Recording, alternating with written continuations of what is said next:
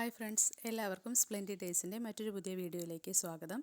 അപ്പോൾ ഇന്ന് മുതൽ നമ്മൾ നമ്മുടെ ചുറ്റുവട്ടത്തുള്ള ഹെർബ്സ്, അതായത് ഔഷധ സസ്യങ്ങൾ പരിചയപ്പെടുത്തുന്ന ഒരു സീരീസ് സ്റ്റാർട്ട് ചെയ്യുകയാണ്. അപ്പോൾ അതിൽ ആദ്യത്തെയാണ് ഇന്ന് നമ്മൾ തിരഞ്ഞെടുത്തിട്ടുള്ളത് നമ്മുടെ ആര്യവേപ്പാണ്. ആര്യവേപ്പ് എല്ലാവർക്കും അറിയുന്ന ഒരു സസ്യമാണ്. അപ്പോൾ നമ്മൾ പൗരാണിക കാലം മുതലേ തന്നെ കുറച്ച് ഔഷധ ഗുണങ്ങൾ അധികമുള്ള ആര്യവേപ്പ് ആയുർവേദത്തിൻ്റെയൊക്കെ മുഖ്യ ഘടകമായിട്ട് കണക്കാക്കി പോരുന്ന ഒരു ചെടി അല്ലെങ്കിൽ വൃക്ഷമാണ്. അപ്പോൾ അതിനെക്കുറിച്ചുള്ള ഡീറ്റെയിൽസാണ് നമ്മൾ പറയാൻ പോകുന്നത്. ഗുണങ്ങളൊക്കെ ഒരുവിധം എല്ലാവർക്കും അറിയുന്നുണ്ടാവും, പല പല രീതിയിലുള്ള ഉപയോഗങ്ങളും അറിയുന്നുണ്ടാവും. പക്ഷെ നമ്മളതിൻ്റെ ദോഷങ്ങളും കൂടി ഇന്നത്തെ വീഡിയോയിൽ ഉൾപ്പെടുത്തിയിട്ടുണ്ട്. അപ്പോൾ ആരും സ്കിപ്പ് ചെയ്യരുത്. അപ്പോൾ വീഡിയോ ഇഷ്ടപ്പെട്ടാൽ നിങ്ങൾ ലൈക്ക് ചെയ്യുക, ഷെയർ ചെയ്യുക, കമൻറ്റ് ചെയ്യുക.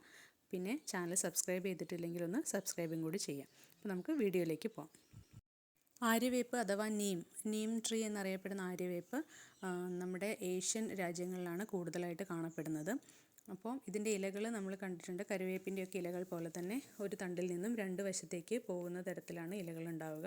രുചി ഒരു കയ്പ്പാണ്. അപ്പോൾ അതിൻ്റെ ഗ്രൂപ്പ് മീലിയേസി എന്ന് പറയുന്ന സ്പീഷ്യസ് ആണിത്. അപ്പോൾ അസാറിഡെക്റ്റ ഇൻഡിക്ക എന്നാണ് അതിൻ്റെ ശാസ്ത്രീയ നാമം. അപ്പോൾ നമുക്കറിയാം ഇൻഡിക്ക ഗ്രൂപ്പിൽപ്പെട്ടതാണ് നമ്മുടെ മാവൊക്കെ. അപ്പോൾ ഏഷ്യയിലധികം കാണപ്പെടുന്ന വൃക്ഷങ്ങളുടെ ഒരു ഗ്രൂപ്പാണത്. അപ്പോൾ ആര്യവേപ്പ് നമ്മുടെ വീട്ടിൽ വളർത്തുമ്പോൾ നമുക്ക് ഒരുപാട് എയർ പ്യൂരിഫിക്കേഷൻ എഫക്റ്റ് കിട്ടും. പണ്ടൊക്കെ പറഞ്ഞു കേട്ടിട്ടുണ്ട്, കിഴക്ക് വശത്തെ മുറ്റത്ത് ആര്യവേപ്പ് വയ്ക്കുന്നത് നല്ലതാണെന്ന്. അപ്പോൾ മിക്കവാറും വീടുകൾ ആദ്യം കിഴക്കോട്ടായിരിക്കുന്നു വാതിൽ വരിക. അപ്പോൾ നമുക്ക് ശുദ്ധമായ വായു കിട്ടുന്നതുകൊണ്ട് വായുജന്യമായ അസുഖങ്ങൾ വളരെ കുറവായിരുന്നു പണ്ട്. അപ്പോൾ എയർ പൊല്യൂഷനും അന്നത്തെ കാലത്ത് അത്ര ഇല്ലല്ലോ. അപ്പോൾ നമ്മുടെ ആരോഗ്യം സംരക്ഷിക്കുന്നതിൽ ആര്യവേപ്പിനൊരു പ്രധാന പങ്കുണ്ട്.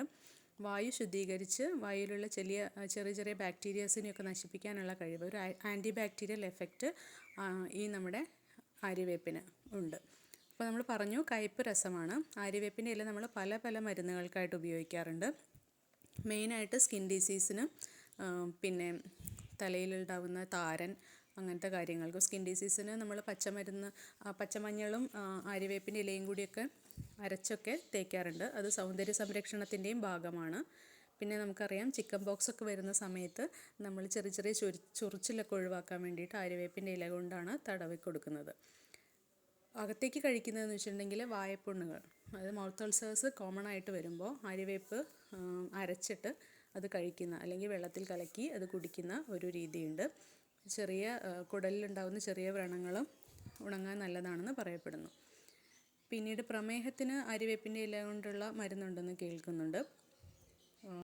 ഗ്യാസ് ട്രബിൾ സ്ഥിരമായിട്ടുള്ളവർക്ക് ആര്യവേപ്പിൻ്റെ ഇല അരച്ച് മോരിൽ കലക്കി കൊടുത്തു കഴിഞ്ഞാൽ ശരിയാവുമെന്നും പണ്ടുള്ളവർ പറഞ്ഞ് നമ്മൾ കേട്ടിട്ടുണ്ടാവും. അപ്പോൾ അങ്ങനെ കുറേ ആര്യവേപ്പിൻ്റെ ആരോഗ്യപരമായ ഗുണങ്ങൾ പലതായിട്ടുണ്ട്. പിന്നീട് നമ്മൾ ആര്യവേപ്പിൻ്റെ നോക്കാൻ പോകുന്നത് ആൻറ്റി ബാക്ടീരിയൽ എഫക്റ്റാണ്. നമ്മൾ പറഞ്ഞിട്ടുണ്ട്, മിക്കവാറും ആയുർവേദ സോപ്പുകളുടെയൊക്കെ പരസ്യത്തിൽ നമ്മൾ കാണാറുണ്ട് ആര്യവേപ്പിൻ്റെ കണ്ടൻ്റ് ഉണ്ടെന്ന് പറഞ്ഞിട്ട്. അതിനൊരു ആൻറ്റി ബാക്ടീരിയൽ എഫക്റ്റ് ഉണ്ട്. അപ്പോൾ അതായത് നമ്മൾ ചെറിയ ബാക്ടീരിയകൾ, എയർ പ്യൂരിഫിക്കേഷൻ പോലെ തന്നെ നമ്മുടെ സ്കിന്നിലൊക്കെ മറ്റും അലർജികൾ ഉണ്ടാക്കുന്ന ചെറിയ ബാക്ടീരിയസിനെയൊക്കെ റെസിസ്റ്റ് ചെയ്യാനുള്ള ഒരു കഴിവ് ആര്യവേപ്പിനുണ്ട്.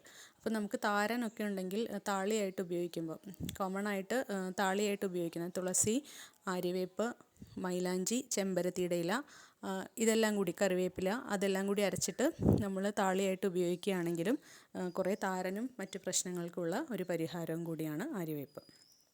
പിന്നെ നമ്മൾ കീടനാശിനിയായിട്ട് ഉപയോഗിക്കാം നമുക്ക് ചെടികൾക്കൊക്കെ.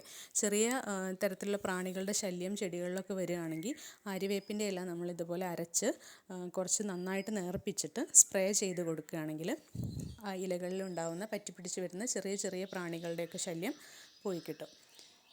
പിന്നെ നമ്മൾ കറുകപ്പട്ടയുടെ ഒക്കെ പോലെ തന്നെ ആര്യവേപ്പിൻ്റെ തൊലി ഉപയോഗിച്ചിട്ടാണ് വേപ്പിൻ പട്ട കഷായം, അതിൻ്റെയൊക്കെ മെയിൻ ഇൻഗ്രീഡിയൻറ്റ്. പിന്നെ നമുക്ക് വേപ്പിൻ പിണ്ണാക്ക് അറിയാം. ഓയിൽ, ആര്യവേപ്പിൻ്റെ കായയിൽ നിന്നുണ്ടാക്കുന്ന ഓയിൽ ഉണ്ടാക്കിയതിന് ശേഷം വരുന്നതും അതിൻ്റെ മെറ്റീരിയൽസും ഒക്കെയാണ് വേപ്പിൻ പിണ്ണാക്കിൻ്റെ പ്രധാന ഘടകങ്ങൾ. ഇപ്പോൾ വേപ്പിൻ പിണ്ണാക്ക് നമ്മൾ എല്ലുപൊടി, വേപ്പിൻ പിണ്ണാക്കൊക്കെ നമ്മൾ ചെടികൾക്കും പച്ചക്കറികൾക്കൊക്കെ വളമായിട്ട് ഉപയോഗിക്കുന്നതാണ്. അപ്പോൾ കീടശല്യം അകറ്റാനും വേപ്പിൻ പിണ്ണാക്ക്, വേപ്പെണ്ണ നേർപ്പിച്ചിട്ട് നമ്മൾ സ്പ്രേ ചെയ്ത് കൊടുക്കാറുണ്ട്. അപ്പോൾ ഇനി നമുക്കതിൻ്റെ ദോഷവശങ്ങളിലേക്കും കൂടി ഒന്ന് നോക്കാം. അപ്പോൾ ദോഷവശങ്ങൾ എന്ന് പറഞ്ഞാൽ പിന്നെ നമുക്ക് എല്ലാവർക്കും അറിയാം, നമ്മൾ ആയുർവേദ മരുന്നുകൾക്കും അല്ലെങ്കിൽ നാട്ടുവൈദ്യത്തിനും സൈഡ് എഫക്റ്റ് ഇല്ല എന്ന് പരക്കെ വിശ്വസിക്കുന്ന ആൾക്കാരാണ്. പക്ഷേ നമ്മൾ മോഡേൺ മെഡിസിനെ അപേക്ഷിച്ച് നോക്കുമ്പോൾ അധികം സ്റ്റഡീസൊന്നും നടക്കാത്ത ഏരിയകളാണ് ആയുർവേദം, മറ്റ് ചികിത്സാ വിഭാഗങ്ങളൊക്കെ. അപ്പോൾ അതുകൊണ്ട് തന്നെയാണ് അതിൻ്റെ ദോഷവശങ്ങൾ നമ്മൾ അത്ര അറിയാതെ പോകുന്നത്. ഇപ്പം നമുക്കറിയാം, ഒരു മരുന്ന് സ്ഥിരമായിട്ട് കഴിക്കുകയാണെങ്കിൽ അപ്പോൾ അതിന് എന്താണ് നമ്മുടെ ബോഡിയിൽ കുറച്ച് ചേഞ്ചസ് ഒക്കെ വരുത്തും. അപ്പോൾ എന്തൊക്കെ വ്യത്യാസങ്ങളാണ് വരുന്നത് എന്ന് കറക്റ്റായിട്ടുള്ള ഒരു പഠനം നടത്തിയെങ്കിൽ മാത്രമേ നമുക്ക് അറിയാൻ പറ്റുള്ളൂ. അപ്പോൾ ആയുർവേദ മരുന്നുകളുടെ കാര്യത്തിലൊന്നും പഠനം നിലനിൽപ്പില്ല. അതുകൊണ്ട് തന്നെയാണ് നമ്മൾ സൈഡ് എഫക്ട്സ് ഉണ്ടോ ഇല്ലേ എന്ന് അറിയാത്തൊരു അവസ്ഥയിലാണ് ഉള്ളത്. അതായത് ഇത്തരം മരുന്നുകളുടെ അമിത ഉപയോഗം കൊണ്ട് നമ്മുടെ ലിവറിനും കിഡ്നിക്കൊക്കെ ഡാമേജ് വരും. അത് നമ്മൾ മോഡേൺ മെഡിസിനിലുള്ള മരുന്നുകളാണെങ്കിലും ഒരുപാട് കാലം നമ്മൾ ഉപയോഗിക്കുമ്പോൾ അതിനനുസരിച്ചുള്ള ചേഞ്ചുകൾ നമ്മുടെ ശരീരത്തിലുണ്ടാവും. ഒരു കാര്യം ശ്രദ്ധിക്കേണ്ടതെന്ന് വെച്ചിട്ടുണ്ടെങ്കിൽ, ഈ ആയുർവേദ മരുന്നുകൾ കഴിക്കുമ്പോഴാണെങ്കിലും ഒരു പരിധിയിൽ എത്ര കാലയളവിലേക്ക് കഴിക്കണമെന്ന് നമ്മൾ മുൻകൂട്ടി തീരുമാനിച്ച് അതിനനുസരിച്ച് വേണം മുന്നോട്ട് പോകാൻ. ഇപ്പോൾ ഈ പച്ചമരുന്നായിട്ട് നമ്മൾ ആര്യവേപ്പ് ഉപയോഗിക്കുമ്പോൾ വായ്പുണ്ണിനോ മറ്റും അരച്ച് ഉപയോഗിക്കുകയാണെങ്കിൽ 2 ആഴ്ചയിൽ കൂടുതൽ നമ്മൾ സ്ഥിരമായിട്ടിത് ദിവസവും ഉപയോഗിക്കാൻ പാടില്ല. അതുപോലെ തന്നെ വയറ്റിലെ പുണ്ണിന് അല്ലെങ്കിൽ വയറിളക്കത്തിന് അങ്ങനത്തെ അസുഖങ്ങൾക്ക് ഉപയോഗിക്കുകയാണെങ്കിൽ 3 ആഴ്ചയിൽ കൂടുതൽ ആര്യവേപ്പ് നമ്മുടെ ശരീരത്തിൽ ഉണ്ടാവാൻ പാടില്ല. കാരണം അത് നമുക്ക് വിഘടിപ്പിക്കാനുള്ള കഴിവ് നമ്മുടെ ശരീരത്തിന് അത്രയേ ഉള്ളൂ. അപ്പോൾ അതിലും കൂടുതലാവുമ്പോൾ അത് അവിടെ നമുക്ക് അക്യുമുലേറ്റ് ചെയ്ത് ലിവർ ഡിസീസും മറ്റു കാര്യങ്ങളിലേക്കും പോകാനുള്ള സാധ്യതയുണ്ട്.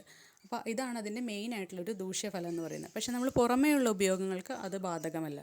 അതായത് സ്കിൻ ഡിസീസിനൊക്കെയുള്ള ഉപയോഗങ്ങൾക്ക് അത്ര കുഴപ്പമില്ല.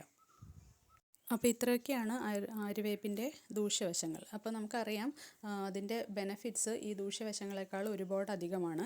അപ്പം നമ്മുടെ വീടുകളിൽ എന്താണെങ്കിലും വളർത്തിയെടുക്കേണ്ട ഒരു ചെടിയാണ് ആര്യവേപ്പ്. ഇപ്പോൾ നഴ്സറികളിലൊക്കെ ധാരാളം നമുക്ക് തൈകൾ കിട്ടും. 20 രൂപ 25 രൂപ ആ നിരക്കിലാണുള്ളത്.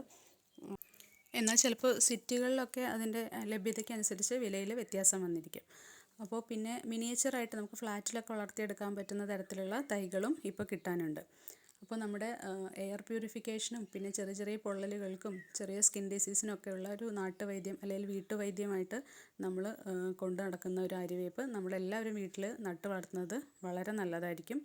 ഇപ്പോഴത്തെ ഒരു പൊല്യൂട്ടഡ് ആയിട്ടുള്ള ഒരു കാലഘട്ടത്തിൽ നമുക്കറിയാം ഒരുപാട് മലിനീകരണങ്ങൾ, വായു മലിനീകരണങ്ങൾ നടക്കുന്നുണ്ട്. അപ്പോൾ നമ്മുടെ വീടുകളിലെങ്കിലും അത്യാവശ്യത്തിന് നമുക്ക് മറ്റ് പൊല്യൂഷനൊന്നും ഇല്ലാത്ത രീതിയിൽ എയർ ഒന്ന് പ്യൂരിഫൈ ചെയ്യാൻ നാച്ചുറലായിട്ടുള്ളൊരു മെത്തേഡാണ് ആര്യവേപ്പ് പോലെയുള്ള ചെടികളൊക്കെ നട്ടുപിടിപ്പിക്കുക എന്നുള്ളത്. അപ്പോൾ ഇത്രയൊക്കെ ഉള്ളൂ ഇന്നത്തെ വീഡിയോയിലെ വിശേഷങ്ങൾ. അപ്പോൾ ആര്യവേപ്പിൻ്റെ ഗുണങ്ങളും ദോഷവശങ്ങളും ഒക്കെ നമ്മളിപ്പോൾ മനസ്സിലാക്കി. അപ്പോൾ വേറൊരു ഹെർബിൻ്റെ, നമ്മുടെ വീട്ടിൽ ഉണ്ടായിരിക്കേണ്ട വേറൊരു ഹെർബിൻ്റെ വിശേഷങ്ങളുമായിട്ട് അടുത്ത വീഡിയോയിൽ നമുക്ക് കാണാം. അപ്പോൾ നിങ്ങളുടെ അഭിപ്രായങ്ങളൊക്കെ കമൻറ്റായിട്ട് എഴുതണം. നിങ്ങൾക്ക് വീഡിയോ ഇഷ്ടപ്പെട്ടാൽ ലൈക്ക് ചെയ്യാൻ മറക്കരുത്. ഫ്രണ്ട്സിനൊക്കെ ഒന്ന് ഷെയർ ചെയ്ത് കൊടുക്കുക. പിന്നെ മറ്റൊരു വീഡിയോയുമായിട്ട് വീണ്ടും വരാം. അപ്പോൾ താങ്ക്സ് ഫോർ വാച്ചിങ്.